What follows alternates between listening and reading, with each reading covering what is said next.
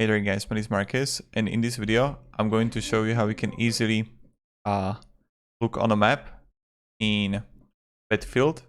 So what you want to do is, like when you're pressing M, it's not working, right? So what you need to do is to switch it to something else, to a different keybind. Options.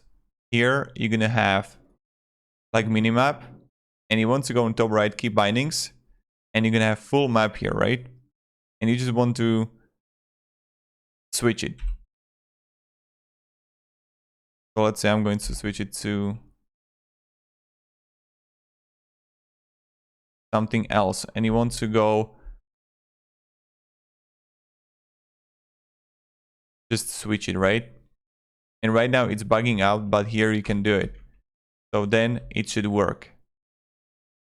But again, it's bugging out, so you're gonna press M.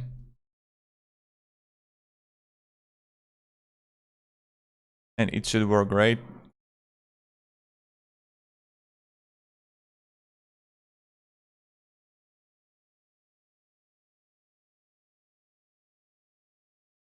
And yeah, right now it's bugging. Maybe they will repair it, but this is how we do it. So thank you very much guys for watching, and have a great day, and goodbye. See ya.